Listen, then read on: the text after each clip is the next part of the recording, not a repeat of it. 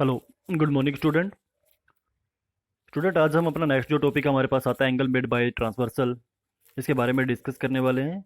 आप लोगों को इससे चैप्टर से पहले एक थोड़ा सा बेसिक बताना चाहता हूँ कि जब हमारे पास एंगल्स जो होते हैं, ये जो टाइप एक आपके पास गिवन है, इसका क्या रूल्स होता है। देखो, angles made by the transversal में आता है कि जब आपके पास कोई दो लाइनें, मान लो ये दो लाइनें हैं आपके पास, इन दोनों का नाम हम रख लेते हैं, एक का एल और एक का एम। ये दो लाइनें हैं और दोनों ही हम मान लेते हैं कि ये पैरेलल है। पैरेलल का मतलब क्या होगा, जैसे ये एल है और आपके पास एक लाइन एम हो जाती है, ये जो बीच में दो डंडे लगाए हैं ये पैरेलल सिंबल को डिनोट करता है। तो हमारे पास ये दो लाइनें हैं एल और एम, जो दोनों आपस में क्या है, पैरेलल हैं। तो जब दो लाइनें आपस में पैरेलल हो और उनको कोई एक थर्ड लाइन आपस में इंटरसेक्ट करके चली जाए, इंटरसेक्ट का मतलब क्या है, आपस में उनको बीच में से क्रॉस यानी कि कट करके चली जाती है। मान लो ये लाइन है, ये इनको आपस में क्रॉस करके चली जाती है।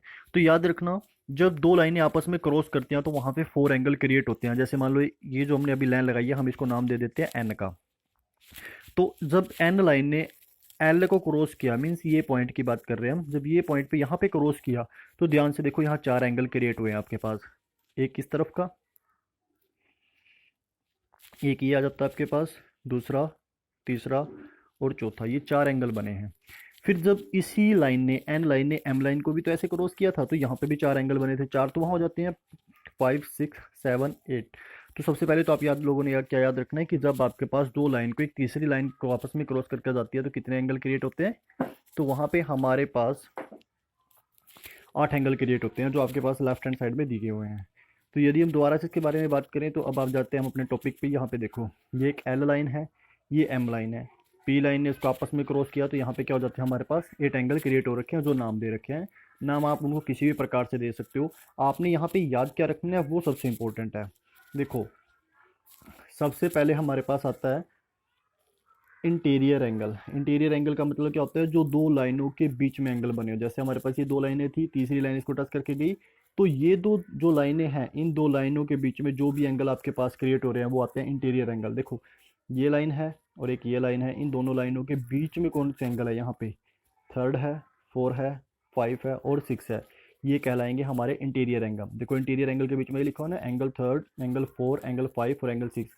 ये साइन आपके पास एंगल के लिए डिनोट किया जाता है, तो उसके बाद उसमें नाम लिखा जाता है। जैसे एंगल थ्री लिखा हुआ है, फिर एंगल फोर लिखा हुआ है, एंगल फाइव और एंगल सिक्स। ये होते हैं सारे के सारे आपके पास ये कौन से एंगल हुए, इंटीरियर एंगल। उम्मीद करता हूँ कि आप लोगों को ये समझ में आ गया होगा। उसके बाद सेकंड की हम बात करते हैं, तो सेकंड हमारे पास आता है एक्सटीरियर एंगल। एक्सटीरियर एंगल कौन से होते हैं, जो दो लाइनों के बाहर हों। बाहर कौन से थे, इधर दो एंगल बन रहे हैं, एक और दो, और नीचे दो एंगल बन रहे हैं, 7 और 8, यानी कि इन दो पैरेलल लाइनों के बाहर 7 और 8, इसको बोलते हैं एक्सटीरियर एंगल। तो एंगल कौन से हो गए, एंगल 1 और 2 और एंगल 7 और 8। उम्मीद करता हूँ कि ये दोनों आपको समझ में आ गए बड़े से ईजी से। यदि नहीं आप लोगों को समझ में आते तो एक बार वीडियो को कंपोज करके देख लीजिएगा। नेक्स्ट टॉपिक पे हम बात, सॉरी, नेक्स्ट जो हमारे पास एंगल्स आता है उसके बारे में हम बात करते हैं। तो वो हमारे पास एंगल आता है कोरस्पॉन्डिंग एंगल। कोरस्पॉन्डिंग एंगल क्या होते हैं वो भी ध्यान से देखना। कोरस्पॉन्डिंग एंगल्स के बीच में हमें कोरस्पॉन्डिंग एंगल निकालना है। कोरस्पॉन्डिंग एंगल का मतलब होता है एक तरफा की बात कर लेते हैं हम। जैसे ये देखो, जो वन एंगल है हमारे पास, जो हम वन एंगल्स की यदि बात करें, ये जो वन एंगल था, ये वन एंगल हमारे पास जिस पोजीशन पे ऊपर की दो लाइनों पे टच करके है, वैसे ही जो नीचे की दो लाइनें, मान लो ये अपर का पोर्शन हो जाता है और ये नीचे का पोर्शन हो जाता है। जैसे एक लाइन ये है, इसको ये टच करके चली जाती है, और ऐसे एक नीचे लाइन थी, फिर ये टच करके चली जाती है। तो सेम पोजीशन देखनी है। मतलब क्या है कि जो पोजीशन यहाँ होगी वही पोजीशन यहाँ होगी ना। मान लो ये वन है तो यहाँ पे भी वन होगा, यहाँ पे टू है तो यहाँ पे भी टू होगा। अलग अलग सिंबल से डिनोट कर देते हैं। मान लो यहाँ थ्री होगा तो यहाँ पे भी थ्री होगा, और यहाँ पे फोर होगा तो यहाँ पे भी फोर होगा। तो मतलब ये होता है कोरस्पॉन्डिंग। यदि हम अपने क्वेश्चन के हिसाब से बात करें तो क्वेश्चन में हमारे पास कोरस्पॉन्डिंग में देखना, जो एंगल यहाँ पे वन है, देखो यहाँ पे जो एंगल ये वन है कोरस्पॉन्डिंग के लिए, वही एंगल कहाँ पे है, 5 पे होगा। तो सेम होगा ना। तो ये चीज़ लिखोगा, देखो, पेयर ऑफ कोरस्पॉन्डिंग एंगल में एंगल 1 एंड एंगल 5, ये दोनों आपस में क्या होंगे, इक्वल होंगे। यदि मैं आप लोगों को इसको एग्जांपल से समझाऊं तो मान लो ऐसे टच करके जाती है, मान लो यहाँ पे एंगल हमारे पास गिवन है 50, तो मेरे, और ये एंगल मेरे को निकालना हो, तो ये भी आल्सो क्या होगा, 50 होगा। क्यों, क्योंकि ये कोरस्पॉन्डिंग एंगल बता रहा है कि जो एंगल यहाँ पे बनेगा वही एंगल यहाँ पे बनेगा। फिर वैसे ही यहाँ पे, तो यहाँ पे मान लो हमारे पास 130 एंगल है, यहाँ पे 130 है, तो यहाँ पे भी कौन सा बनेगा, 1 30 ही बनेगा। ये भी किसी ने बताया, ये कोरस्पॉन्डिंग एंगल ने बताया, क्योंकि जो ये पोजीशन थी इसकी वो सेम पोजीशन नीचे यहाँ पे भी रहेगी। तो ये चीज़ हमारे पास angle 1 is equal to angle 5 होगा और angle 2 is equal to angle 6 हो जाएगा। 2 इज इक्वल टू 6 और 4 इक्वल टू 8 हो जाएगा जो लास्ट में लिखा हुआ है, और 3 इज इक्वल टू 7 हो जाएगा जो याद आता है। तो आपको 3 एंगल समझ में आ गए, इंटीरियर, एक्सटीरियर और कोरस्पॉन्डिंग एंगल। नेक्स्ट पे हम बात करते हैं pair of alternative interior angle. Pair of alternative interior angle देखो कौन से होते हैं आपके पास। पेयर का मतलब देखो, सबसे पहले तो हम बात करते हैं पेयर ऑफ अल्टरनेटिव। अल्टरनेटिव के बारे में भी बताते हैं, पहले तो इंटीरियर की बात करते हैं। इंटीरियर का मतलब कौन सा एंगल थे, अंदर वाले एंगल, जो दो तो ये थे और दो आपके पास ये थे। अब साथ में शब्द क्या बोला, अल्टरनेटिव। अल्टरनेटिव का होता है विपरीत। विपरीत का मतलब कैसे, ये दो क्रॉस में ऐसे, मतलब 3 एंगल किसके बराबर होगा, 6 के, और 4 एंगल किसके बराबर होगा, 5 के। तो यही चीज़ें लिखा होगा देखो, 3 किसके इक्वल में लिखा हुआ है, 6 के, ऐसे ही ना ये वाला, और 4 किसके इक्वल में लिखा होगा, 5 के। तो ये चीज़ आपके पास लिखा है, angle 3 is equal to angle 6 और angle 4 is equal to angle 5।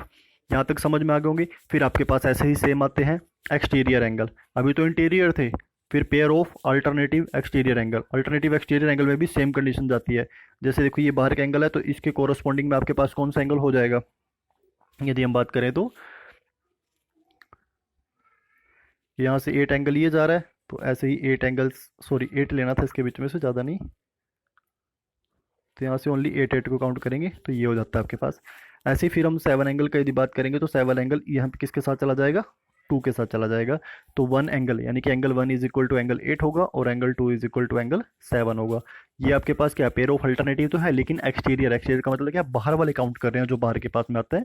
उसके बाद हमारे पास आ जाता है, उसके बाद pair of interior angle on the same side of a transversal. Same side of a transversal का मतलब ये कि जैसे आपके पास 2 लाइनें थी, 2 लाइनों में से इसको तीसरी साइड ट्रांसवर्सल कर रही थी, तो ट्रांसवर्सल करते हुए angle on the same side. Angle on the same side का मतलब क्या, देखो ट्रांसवर्सल ये लाइन गई है ना, तो जो सेम साइड, मतलब ये जो एंगल यहाँ बना तो इसकी दूसरी सेम साइड कौन सा है, ये होगा।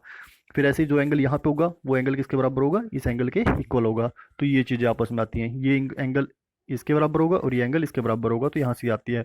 और ऐसी कंडीशन में यदि आपको कोई एक एंगल पता लग जाए तो आप उससे सारे एंगल निकाल सकते हो। मैं आपको एक क्वेश्चन करके दिखाता हूँ पहले रफली वर्क में, उसके बाद आगे करेंगे बात, और यहीं पे कर देते हैं ताकि आप यहाँ से एंगल देख भी सकें। देखो जैसे कि हम बात करते हैं, ये 2 एंगल हो गए, थर्ड ने ट्रांसवर्सल कर देते हैं। मान लो हमारे पास यहाँ लिखा हुआ है 50, एक एंगल बताया हमें सिर्फ, बाकी हमें सारे निकालने हैं। सारे कौन से, 7 के 7 जो बचे हुए हैं वो एंगल निकालने हैं। तो उसका नाम मान लो हम डिनोट कर देते हैं, ये एक्स है, ये वाई है, ये जेड है, ये ए है, ये बी है, ये सी है और ये डी हो जाता है। ये हमें निकालने हैं। निकालने का तरीका बड़ा आसान सा है। देखो जब हम, ये हमें पता है 50 है, यदि ये 50 है तो हमें ये भी पता होगा, तो ए भी क्या होगा, 50।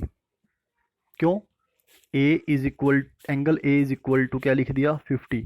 ब्रैकेट में लिख दो किस एंगल ने बताया, ये हमें बताया कोरोस्पोंडिंग एंगल ने, कोरोस्पोंडिंग एंगल ने, क्योंकि कोरोस्पोंडिंग की पोजीशन ये होती है, जो एंगल यहाँ होता है वही एंगल यहाँ बनता है।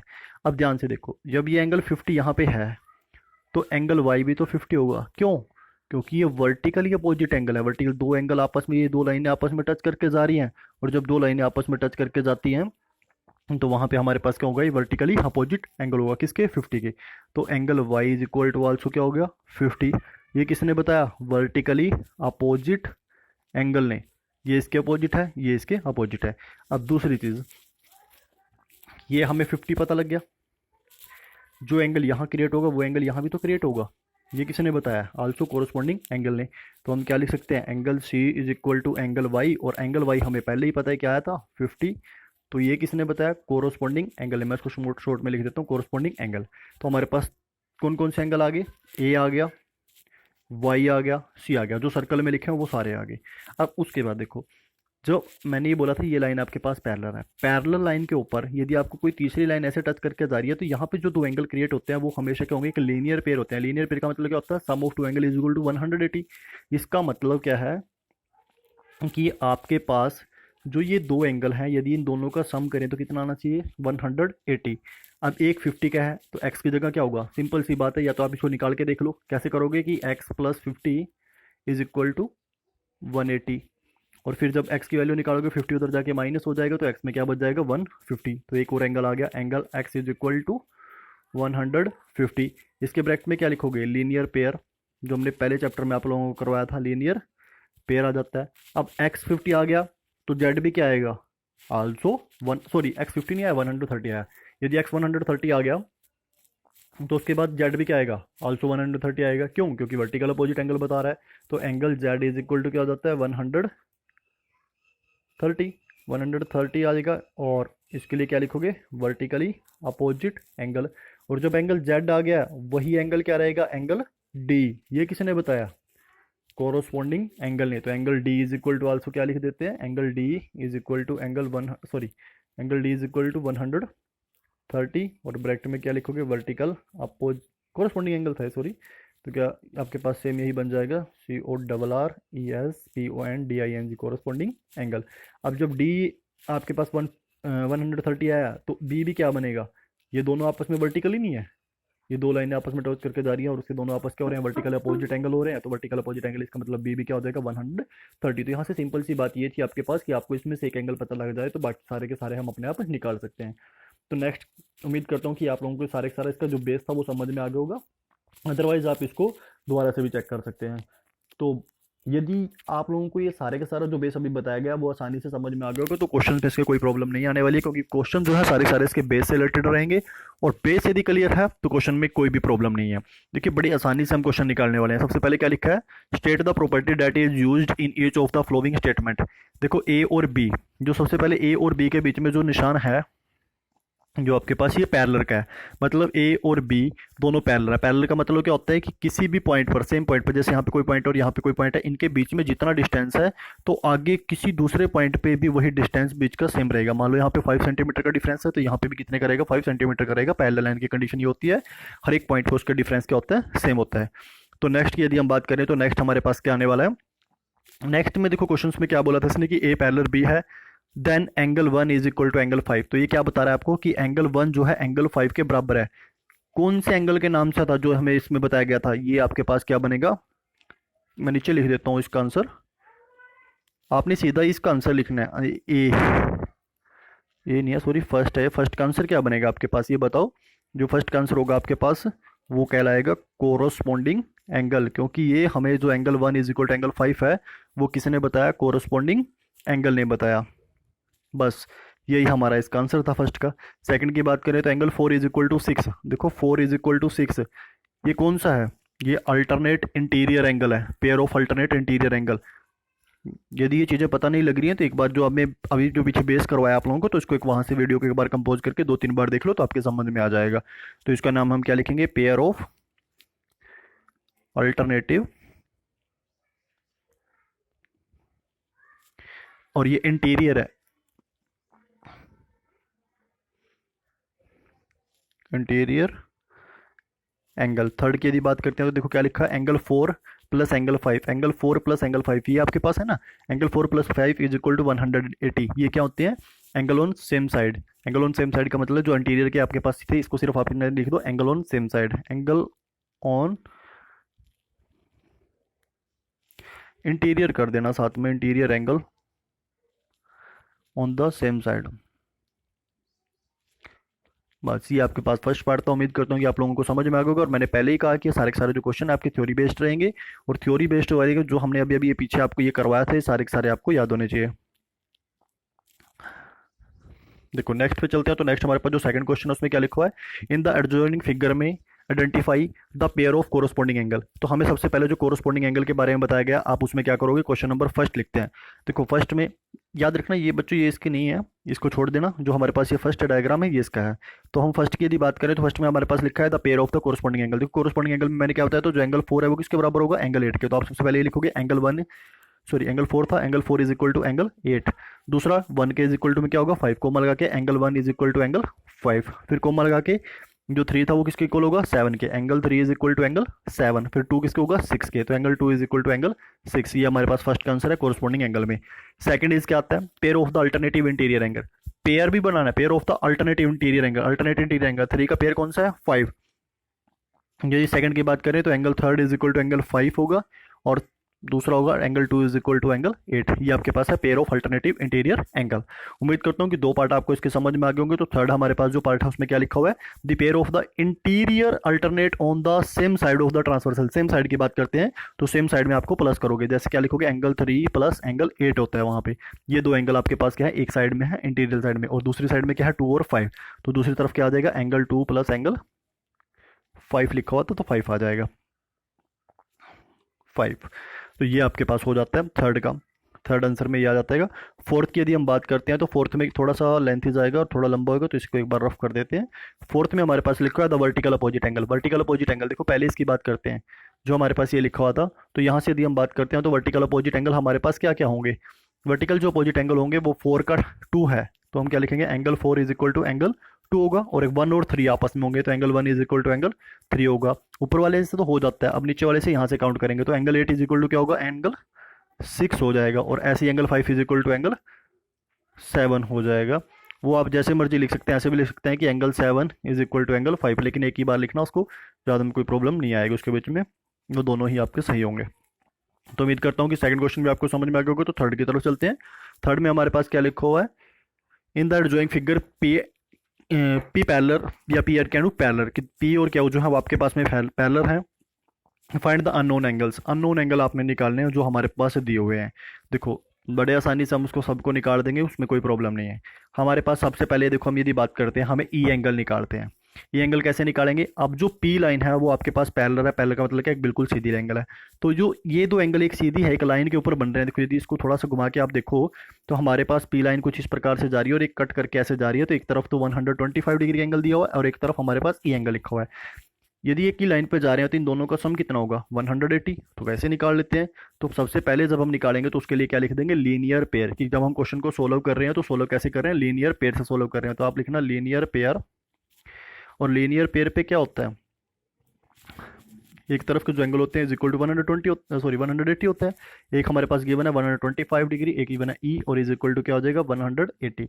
तो ई की वैल्यू निकालने के लिए क्या करेंगे, एंगल 180 माइनस 125, ई एंगल आपके पास निकल के आ जाएगा, इसके साथ एक एंगल का साइन लगा लेना ऐसे करके। तो angle E is equal to 180 minus 125 क्या हो जाएगा, 55 डिग्री। तो हमारे पास एंगल ई जो आ गया वो कितना आ गया, 55 डिग्री। आप इसको लिख के दिखाओगे पहले लीनियर पेयर से। उसके बाद देखो ई जो आया है वही एंगल क्या होगा, एफ होगा। क्यों, वो कौन सा बता रहा है, वर्टिकल अपोजिट एंगल। तो हम क्या लिखेंगे, vertically opposite angle is equal to, वहां पे क्या पता लगा रहा हमने, angle E is equal to angle F हो जाएगा। अब एंगल ई की वैल्यू हम निकाल चुके हैं कितनी, 55। एक बार इसको आप नोट कर लेना, मैं इसको नेक्स्ट पेज पे कर देता हूँ रफ करके। तो वहाँ आप क्या लिखोगे, जैसे हमारे पास ये आया था भी angle F is equal to angle E कर लो, चाहे E is equal to F कर लो। तो हमें एंगल एफ की वैल्यू निकालनी है, और ई हमारे पास कितना आया था अभी 55। तो इसका मतलब एफ भी कितना हो जाएगा, 55 हो जाएगा। देखो ये भी 55 आ गया, निकाला हमने, और एफ भी हमारे पास जो यहाँ पे लिखना था वो भी कितना आ गया, 55 आ गया। तो अब हमें कौन सा निकालना है, ए बी सी डी। और ए बी सी डी सारे के सारे एंगल आपके पास कोरोस्पोंडिंग एंगल से आ सकते हैं। तो उसको निकालने के लिए हम क्या करेंगे, एक बार लिख देते हैं कोरोस्पोंडिंग एंगल।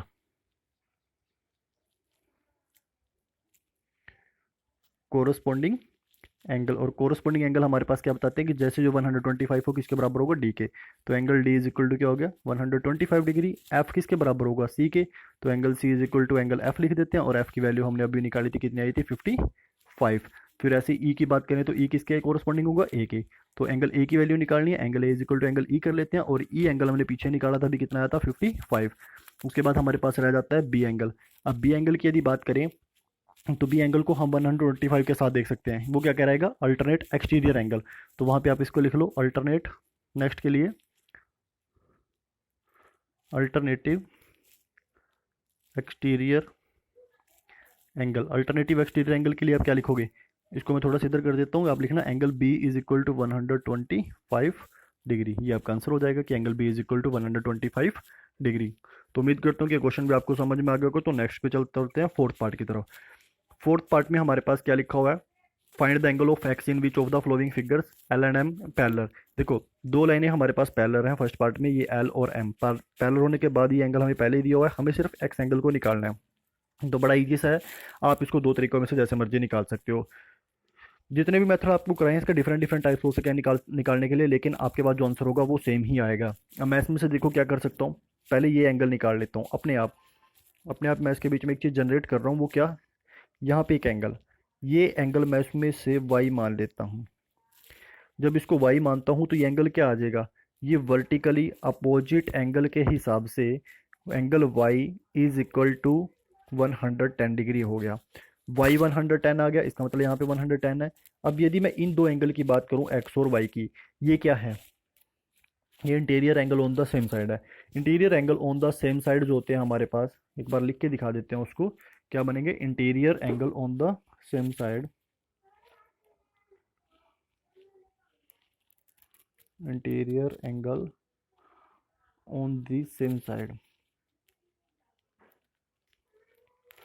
तो कौन कौन से हो गए, angle X plus angle Y, ये इज इक्वल टू होते हैं 180 डिग्री के। अब हमारे पास वाई कितना है 110, इसको रफ करके दोबारा से कर लेते हैं।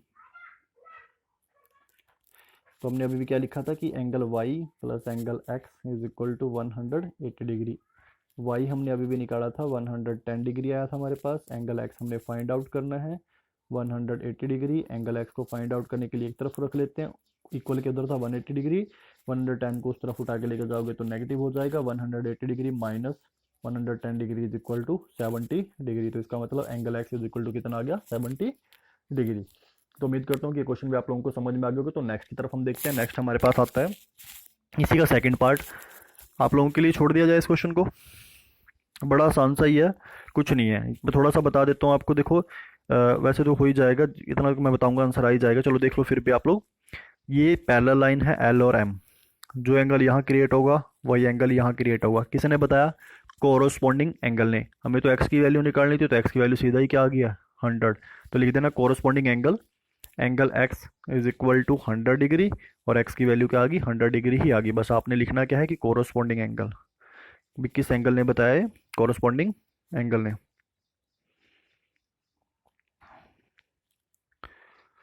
नेक्स्ट की तरफ चलते हैं। तो नेक्स्ट हमारे पास आ जाता है फिफ्थ। देखो यहाँ पे क्या लिखा हुआ है, इन द टू फिगर्स, आपके पास दो फिगर्स हैं, the arms of the two angles are parallel, जो कहते हैं इनकी जो आर्म्स हैं वो पैरेलल्स हैं। एंगल्स की जो आर्म्स हैं यहाँ पे हमारे पास वो दो होती हैं, दो कौन कौन सी है मैं आपको बता देता हूँ। देखो जो ये लाइन है आपके पास, ये इसके पैरेलल है, और यदि इसकी बात करें इसको डॉट में लगा देते हैं, ये किसके पैरेलल है, ये इसके पैरेलल है नीचे वाले की। तो इसने यही बोला आपके पास कि the arm of two angles are parallel, कि दो जो है आपके पास वो पैरेलल्स हैं। उसके बाद हमें क्या बोला गया है कि ए बी सी एंगल, देखो जब स्टूडेंट ऐसे लिखा होता है angle A B C is equal to 70 degree, तो वो एंगल हमेशा वो होता है जो उन दोनों के बीच में लिखा होता है। बीच में कौन सा एंगल लिखा हुआ है बी, तो इसका मतलब बी 70 है, वो उसने पहले ही ग्राफ में भी लिखा हुआ है जो आपके पास फिगर की हुई है।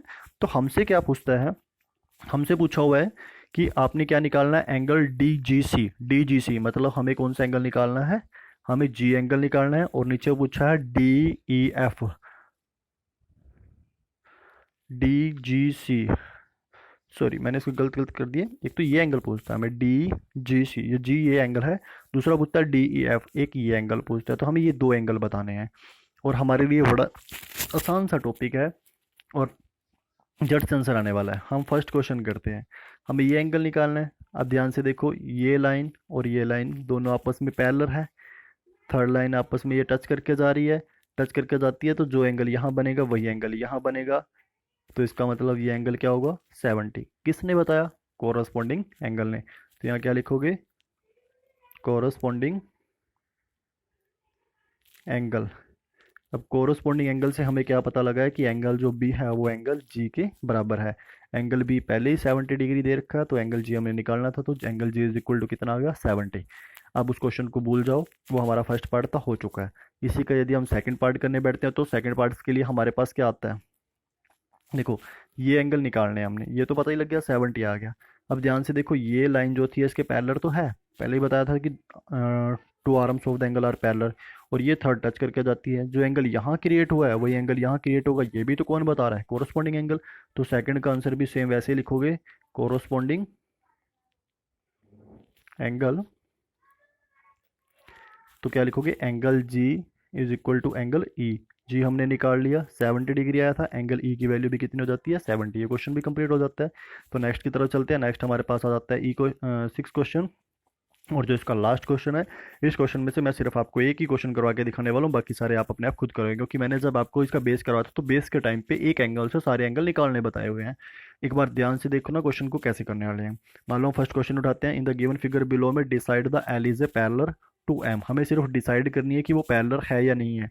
बिल्कुल। इसके लिए थोड़ा सा अलग फॉर्मूला लगाएंगे। अब ये चीज़ देखो, जब हमारे पास ये दो एंगल दिए हुए हैं, एक ही साइड दिए हुए हैं, तो ये कौन क्या चीज़ कहलाता है ये हमारे पास है interior angle on the same side. हम फर्स्ट पार्ट कर रहे हैं तो क्या लिखेंगे, interior interior angle on the same side. अब जब interior angle on the same side है तो क्या होता है, इसका मतलब जो 126 डिग्री है प्लस 45 डिग्री है, ये जोड़ के कितना आना चाहिए 180 डिग्री। यदि ये 180 डिग्री बन जाता है तो एल और एम पैरेलल होंगी, अदरवाइज ये पैरेलल नहीं होंगे। यदि हम इनको आपस में ऐड करते हैं तो ये हमारे पास बनेगा 170 degree is equal to 180 degree. दोनों इक्वल नहीं है, तो इसका मतलब ये आपके पास एल और एम पैरेलल नहीं है। तो आप क्या लिखोगे, L and M is not parallel, is not parallel. तो उम्मीद करता हूँ कि फर्स्ट क्वेश्चन आपको समझ में आ गया होगा। तो सेकंड देखते हैं एक बार। इसमें सेकंड में देखो हमारे पास क्या लिखा है, सिर्फ हमने ये बताना है कि एल और एम पैरेलल है या नहीं है। वो कैसे बताएंगे, जितने भी आपको एंगल्स के टाइप बताए हैं वही चीज़ फॉलो करेंगे तो अपने आप ही पता लग जाएगा। सेकंड में देखो, यहाँ पे जो एंगल है 75 और एक एंगल ये है 75, या इससे क्रॉस में कौन से एंगल होते हैं जो आपके पास ये लिखे हुए हैं। यदि हम आपकी बात करें तो ऐसे किसी से पता लग सकता है, नहीं, ऐसे कोई भी एंगल नहीं है जिससे हम पता लगा सकते हैं। तो हम इसको क्या करते हैं, इसको भी सेम वैसी कंडीशन में लेके जाते हैं जो हमने अभी पीछे क्वेश्चन को किया था। मतलब क्या है, interior angle on the same side बनाते हैं। Interior angle on the same side के लिए हमें क्या चाहिए, किसी लाइन के एक तरफ के दोनों एंगल चाहिए होंगे। तो उसके लिए हम क्या करते हैं, हम देखो ये तो 75 है, ये वाला एंगल निकाल लेते हैं नीचे वाला। कैसे निकालेंगे, ये वर्टिकल अपोजिट एंगल हमें पता लग रहा है कि वर्टिकल अपोजिट एंगल है, तो नीचे भी कितना होगा 75 होगा। तो हम पहले लिख देते हैं, इसको हम वाई मान लेते हैं यहाँ पे, या एक्स मान लो, ये मान लो, कुछ भी मान लो ये ए मानना है हमने। तो इसका मतलब क्या होगा, vertical vertically opposite angle. Vertical opposite angle हमें क्या बताएगा कि angle A is equal to 75 degree. तो ए जब 75 आ गया तो हम उसके बाद क्या लिखेंगे, interior angle on the same side. Interior angle on the same side, और वहां से हमें क्या पता लगेगा कि एंगल ए जो हमारे पास था और 75 जो दे रखा, तो हम दोनों को ऐड करके 185 बनना चाहिए। एंगल ए हमने निकाला 75 आया था, सेकंड भी 175 है, तो दोनों को यदि हम ऐड करते हैं तो क्या बनता है 150। तो 180 नहीं आता। Angle on the interior angle on the same side हमारे पास जो सम करके आता है वो 180 आना चाहिए, लेकिन ये नहीं आ रहा है, तो इसका मतलब ये भी पैरेलल नहीं है आपके पास। ऐसे ही हम दूसरा निकाल सकते हैं। अब मैं दो क्वेश्चन आपको करवाऊंगा नहीं बल्कि समझाऊंगा, सिर्फ वो आप लोगों ने करना है और वीडियो को ध्यान से सुनना। अब देखो थर्ड में हमारे पास क्या बोला है कि हमें यही देखना है एल और एम पैरेलल है या नहीं है। स्टूडेंट ध्यान से देखो, हमारे पास ये एंगल दिया 57। यदि कोरोस्पोंडिंग एंगल के हिसाब से करें तो यहाँ पे भी एंगल क्या बनेगा 57। और जब ये 57 आ जाएगा, 123 ये दिया हुआ है, ये हमारे पास एक लीनियर पेयर है। लीनियर पेयर पे जो दो एंगल होते हैं उनका सम कितना होता है 180। फिर दोबारा से हम इसको ऐसे करते हैं, इसको एंगल ए मान लेते हैं। जब हमने इसको एंगल ए माना है तो आप पहले लिखना कोरोस्पोंडिंग एंगल। कोरोस्पोंडिंग एंगल में आपके पास क्या लिखोगे, angle A is equal to 57 degree. A की वैल्यू 57 डिग्री आ चुकी है। उसके बाद हम लिखेंगे लीनियर पेयर। लीनियर पेयर पे क्या होगा, angle A plus 123 degree is equal to 180। तो उन दोनों को ऐड करके देख लेना, ये तो 180 बन जाता है दोनों को ऐड करके, तब तो हमारे पास एल और एम पैरेलल होंगी, अदरवाइज पैरेलल नहीं होंगी। क्वेश्चन नंबर फोर्थ पे चलते हैं। फोर्थ में हमारे पास एक 72 दिया हुआ है और एक 98 दिया हुआ है। तो ये क्वेश्चन आप लोगों ने खुद करना है, मैं इसको नहीं करवाने वाला क्योंकि ये क्वेश्चन आपके पास बिल्कुल सेकंड का पार्ट है, बिल्कुल सेकंड की तरह सेम ही हो जाएगा। और आज के लिए यही क्वेश्चन थे। तो उम्मीद करता हूँ कि आप लोगों को समझ में आ गया होगा और ये एक्सरसाइज हमारी कंप्लीट हो जाती है। यदि किसी प्रकार का कोई डाउट रहता है तो हमारे साथ शेयर कर सकते हैं। ये थोड़ी सी जो एक्सरसाइज है बच्चों के लिए टफ रहने वाली है, तो इसलिए मैं पहले ही बोल रहा हूँ कि इस वीडियो को कंपोज करके, मतलब रोक रोक के वीडियो को देखते रहना, और हो सके तो 2 या 3 बार इस वीडियो को देख लेना, तो सारे डाउट आपके क्लियर हो जाएंगे। आज के लिए इतना ही। Thank you students.